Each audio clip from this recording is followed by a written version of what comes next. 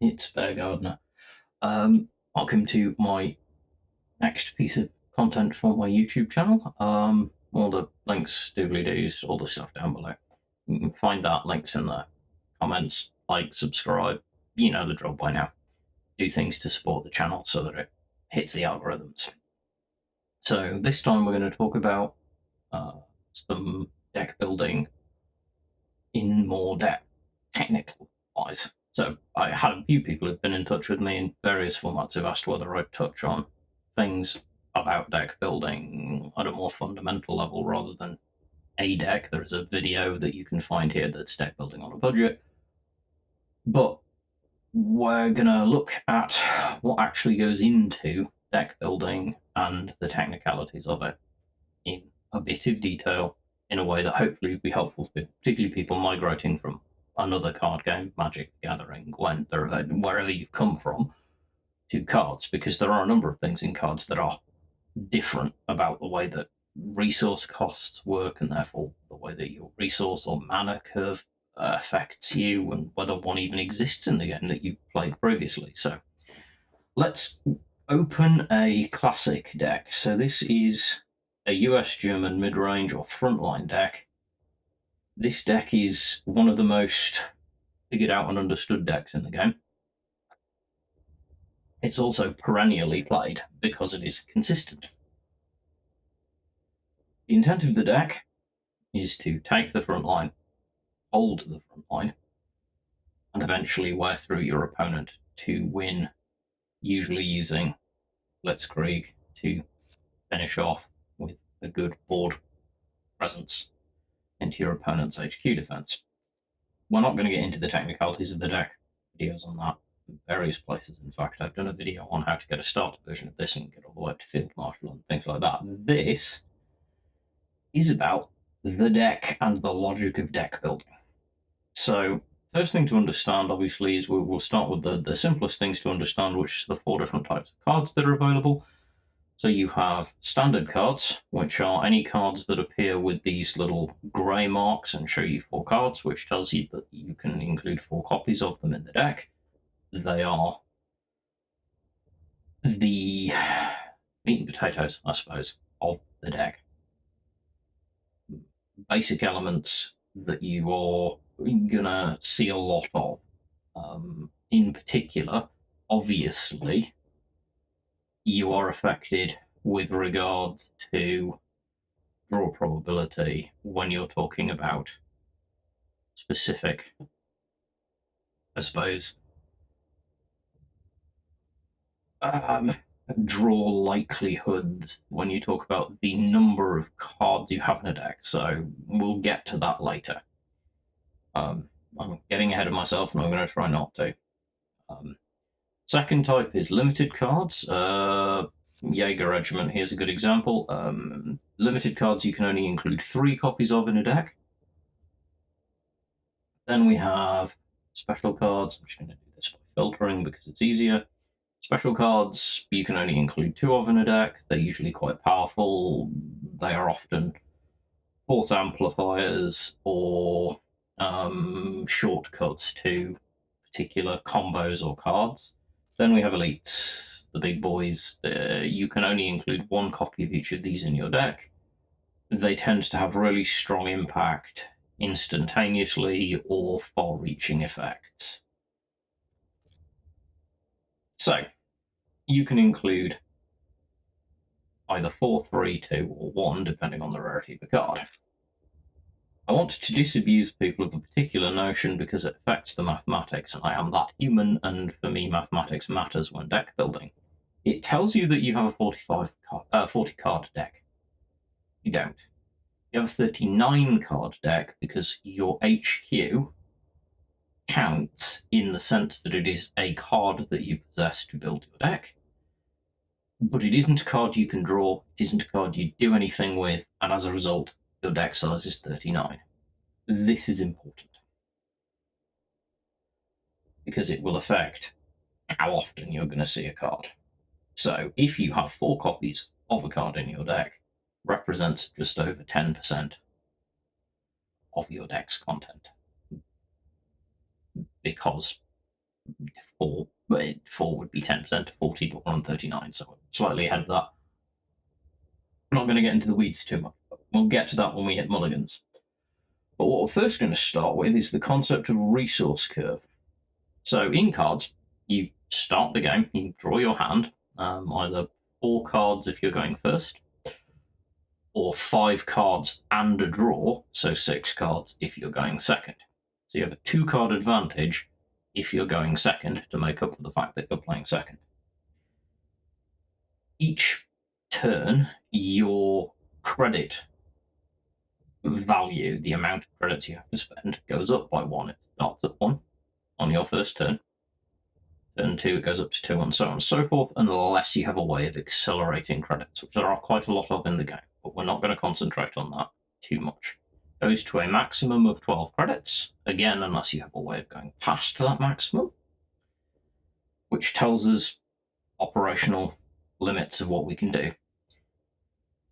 So the obvious one is you can see how much a card costs to deploy. Here on the screen, you can see a card has a big white number. That big white number is the cost to deploy that card, to play it from your hand onto the board. So in the case of the 164th Infantry, it will cost 1 credit to take it from your hand, put it onto the board.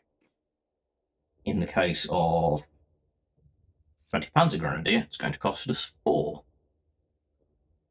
So far, fairly understandable. Pay value, go on to it. Now, these are the values that are relevant in the game's track of your resource curve. We can access by pressing the graph up here. So this will tell you your cards by cost, specifically by deployment or use cost. They do not count your operations or activation cost. We'll get to that in a minute. When we look at this, depending on the type of deck we're playing, we look for particular things. This is a mid-range deck. As a result, you would expect, will want to see the majority of your cards in the middle of the credit range. The game uses 7 credits plus as its own category, which I think is very sensible because you're into super high credit territory and they're quite rare. You can see that we actually have 20 cards between 3 and 4 credits, and 28 cards if we include 2 credits, which I would say is fair in the mid-range. So these are cards that are liable to be played in the middle of the game. Hence, this is a mid-range deck. By comparison, we go and look at a Japan aggro deck. This is a deck which is not mid-range. This deck wants to go very quickly, win the game very quickly and very aggressively. As a result, the resource curve looks much different. This deck has 19 cards that cost 1 credit to use, and virtually nothing at the top end.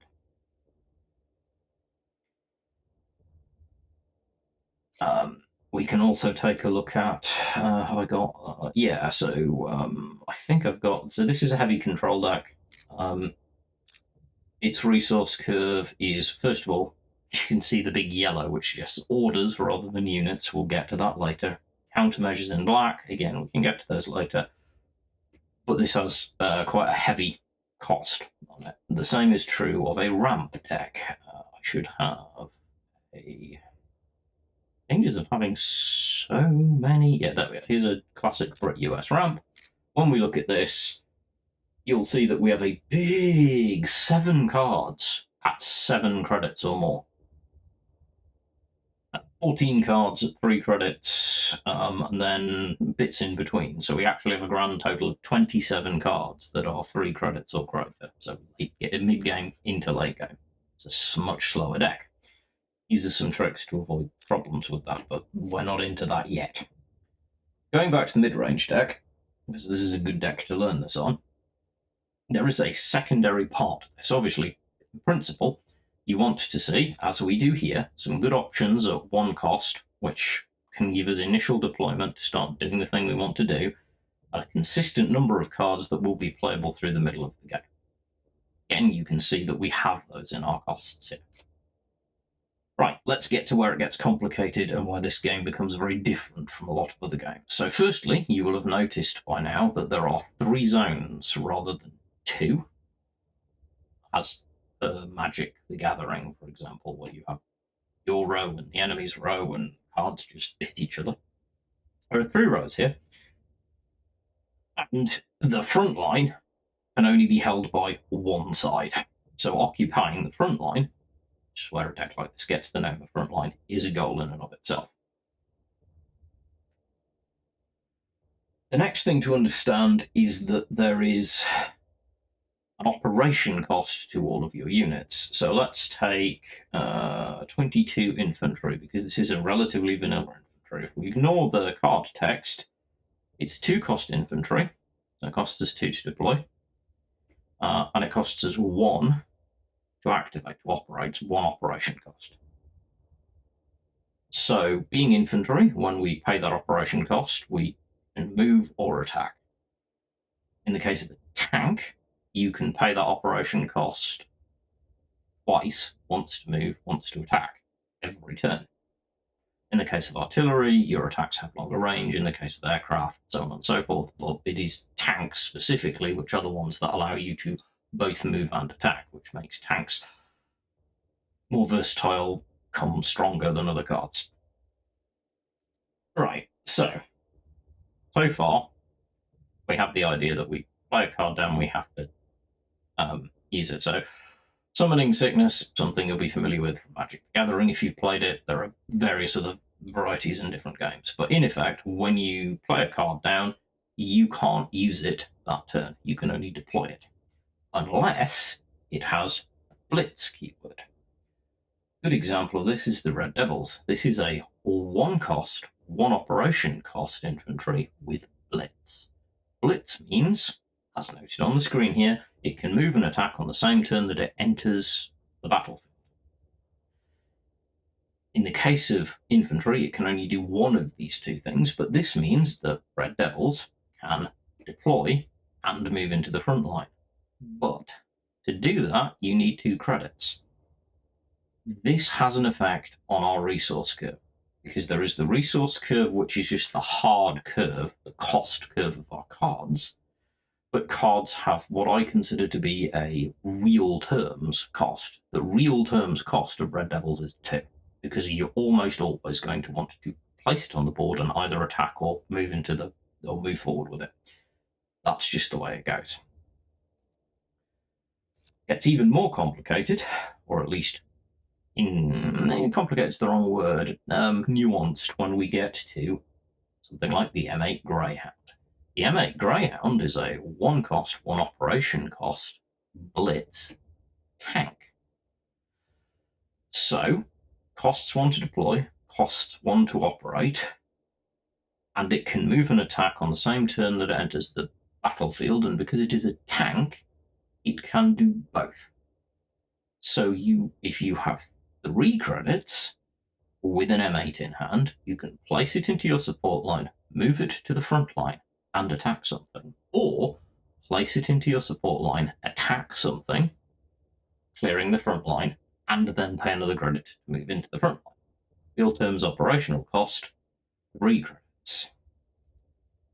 Right, let's get to a card that really starts to demonstrate this, and I'm going to pick 20 Panzer Grenadier because this is a card that is very, very powerful and used a lot at the minute. On the face of it, it is a 4 cost infantry. It has Blitz, so we then look at its operation cost. Okay, so now it's 5 cost, because real terms cost 5. However, this card also has add 2 cards to your hand. The first of which is Panzer 35T, the second of which is Combined Arms. Panzer 35T is a 2 cost, 1 operation cost Blitz tank, but its operation cost, so it has real terms operation cost, therefore of 4. However, if you control an infantry regiment, when you deploy it, deployment effects only trigger if that happens when the card is deployed, its operation cost goes to 0. You generally want to be able to do this because otherwise 2-2 tank with 1 op cost and Blitz is not good value. You also have Combined Arms, which is a 1-cost order, which is basically a fire and forget card. It has an effect and then it's done.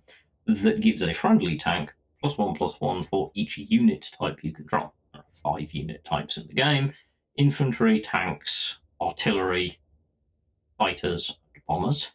If you control all 5, it's +5/+5. If you control an infantry and a tank, it's +2/+2, and so on and so forth. Right. So now we look at the optimal operational cost of Panzergrenadier.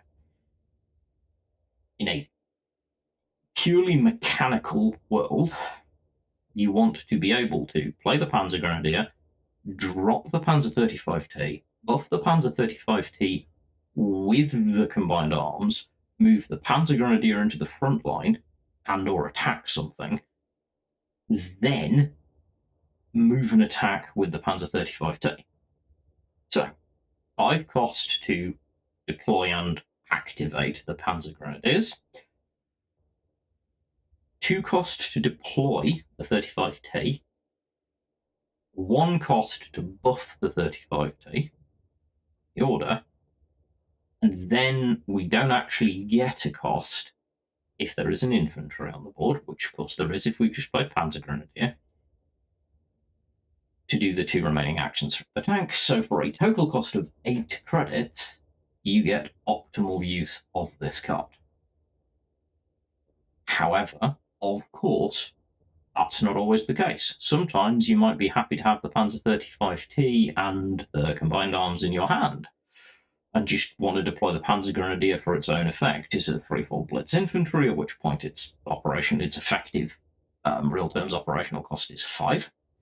Sometimes you may have another tank on board that you want to buff, and the 35T doesn't matter that way, at which point the real terms operational cost is 6 or 5 if for some reason you don't want to take advantage of Blitz on the Panzergrenadiers. And this is, you see the nuance that comes with this. Many cards have specific use cases. Then there are cards that vary in a much cleaner way, but again quite substantially. 5th Rangers. This is a 4-cost, 4 operation cost infantry. However, and it has Blitz, so 4 cost to deploy, 4 cost to activate, so 8 credits. However, when you deploy it, you can choose. You can either give it an operation cost of 0, at which point it can be deployed for 4 and activate for free, or you can give it +4/+4, at which point it is an 8/8, 4 cost, 4 operation cost infantry. So for 8 credits, you can put an 8/8 on the board and do something with it. Again, varying the methodology. So, why is this relevant to this curve? Because this curve gives you only the beginning of understanding how your deck's going to play. In the case of a frontline deck, I am conscious when I am playing, I play a lot of frontline, of where I want to see certain cards. So for example, 164th Infantry against slow decks is an amazing turn 1 drop because it has 0 operation cost and puts a 1/1 in the front line, and they may not be able to answer it. And by the time they can destroy it, its destruction effect gives a random unit +1/+1, a friendly unit. Against a faster deck, like Japan Aggro, there are times when I don't want to do this because it's likely to be destroyed if I drop it on turn 1, and it's not going to get its buff off. Although there's an argument to be made for using it to slow them down from getting into the front line if they're using primarily infantry. Again, there is nuance, but I wanted to see this card early. The same is true of the Red Devils. The perfect time to play this is turn 2. Greyhound, actually this is a good turn 3 play, obviously, but it's also quite a good turn 1 play, because on turn 1 I can put it on the board and it's survivable enough that it will stay, and no, I don't get the blitz, but it's only cost me the 1 credit that I have. And on turn 2, I have the necessary resources to both move and attack with it, so it gives me versatility. Panzer 35T, as we've discussed, I want to basically, in a perfect world, I wanted to have put a 1-cost infantry on the board, a la the 164th. And then on turn 2, I could pop this down, and immediately it would become 0 op cost, move forward and attack. And because it's 0 op cost on the infantry, which is already in the front line, that one attacks as well. So I've done 3 points of damage, and when that infantry dies, the tank could get a buff. Further on, we go into this, you see different things. So M18 Hellcat can be amazing. It is a 3-cost, 1 operation cost blitz tank that's 4/2. So for 5 credits, I can get 4 points of damage to a target point, which can be incredibly powerful. M16 Half Track, on the other hand, is just a straight 3-cost card because it has a deployment effect that triggers, but it doesn't have blitz. 22 Infantry, same deal. It is a vanilla card. I would call a vanilla card when it comes to cost, because its cost is what's printed on the card. It's the only cost that's relevant. It doesn't have blitz. This gives you a rough idea, hopefully, of, I hope more than rough, it gives a fairly solid idea of how to look at the resource value of cards and how to use that curve.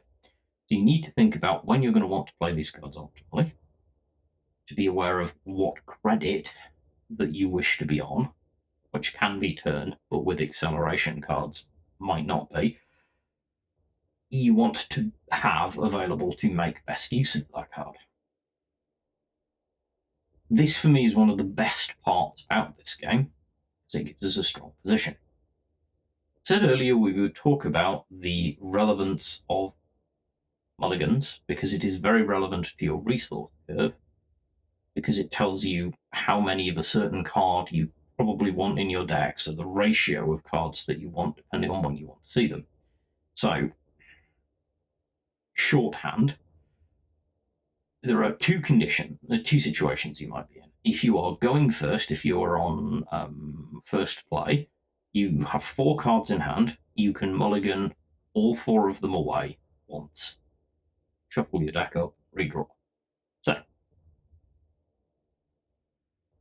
you're effectively drawing 8 cards, or drawing 8 times from your deck if you take a full mulligan, or 4 times otherwise. I'm not going to get into the weeds of mulliganing 1, mulliganing 2, mulliganing 3. You can go, and there are apps out there that can help you do the maths for that if you wanted. But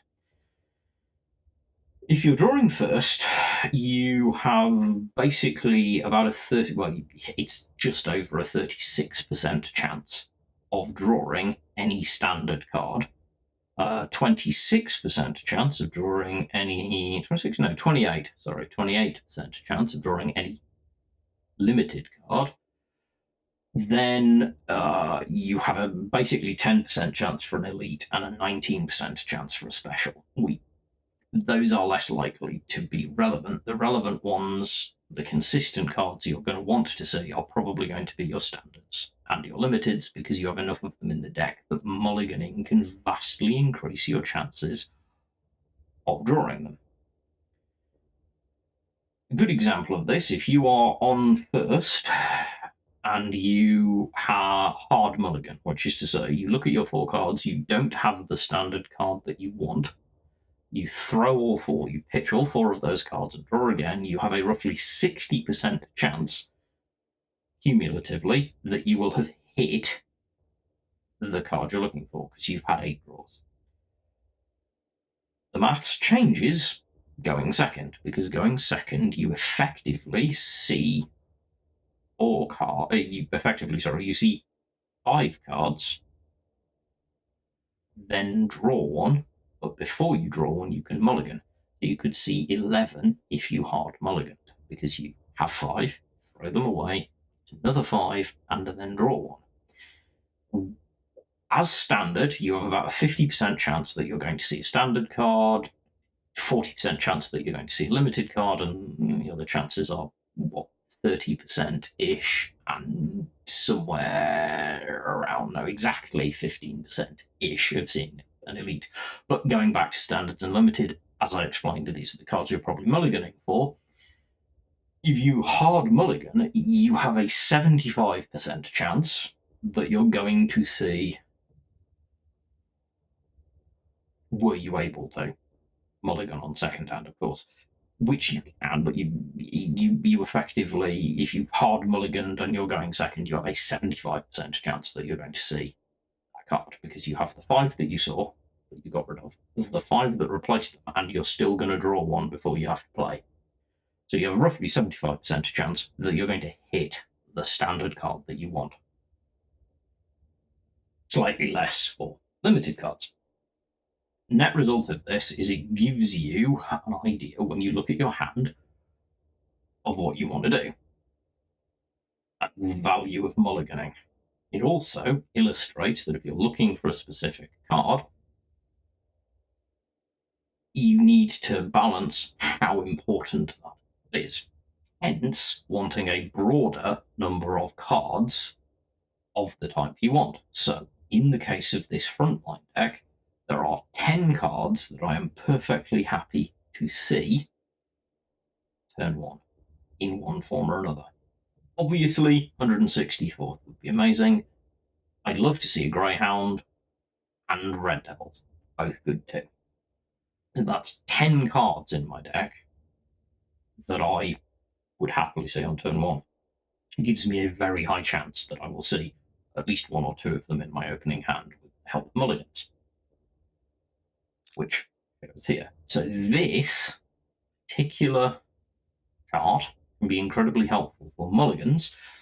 My earlier point is that when it comes to the real terms curve of your deck, as in the proactive use of your deck, blitz units change this, as do units that proc additional resource costing abilities, like the 20 Panzer Grenadier. Something to be aware of when you're thinking about the likelihood of it. But ideally, you want to smooth your curve. That is kind of, if you look at this, it is smooth, which is to say, in a relatively kind of basal line, flat, as it were, line around the costs of cards that you most want to see. Super consistent in a frontline deck like this, because pretty much all of our cards cost 4 or less, and the vast majority of them are 3 or less. In the case of the aforementioned aggro deck, this is a very different curve, because we're going all the way down, because this deck is interested in the early play, the cheap units that you can throw out, and then finding ways to augment them or use them efficiently. It also places a heavy premium on blitz units, and even more so on blitz tax. So, for example, a super high value card in this deck is the Type 94 TK early. This is the ultimate one drop for a Japan aggro deck, because this is for 1 credit on turn 1. I can hit the board, move forward, hit your HQ for 1 point of damage, and have gained +1 damage for next turn. This is an amazing draw. You can also, it's very different in comparison to, say, 15th Cavalry, which I can put down and move forward, and it's got 2 points of damage. So you can see the value differentiation. I'm not going to get into this deck or any other deck, because this video is long enough already, but this is my quick guide to understanding the value of resource cost in deck building and thinking about what you might want to see. So thinking about when you want to see your cards, how much they cost, but also giving yourself a moment to think about the real terms, the active cost of a card, as well as its flat cost. I hope this is informative, useful, interesting, something along those lines. It might also just be way too mathsy for some people, which I totally get too. We don't all want to get into the weeds on this, but people asked, so here it is. These are my thoughts. There might be some more coming on different ideas of deck building and ratios and different decks. But hopefully this is just useful enough information to give you a fair idea when you're looking to either assess a deck or build a deck. Anyway, if it's been good, take a look at the other content, of course. If any of the content is good to you, please subscribe, all of that stuff. Catch me on Twitch, reach out to me with any questions, and as ever, Just be good human beings.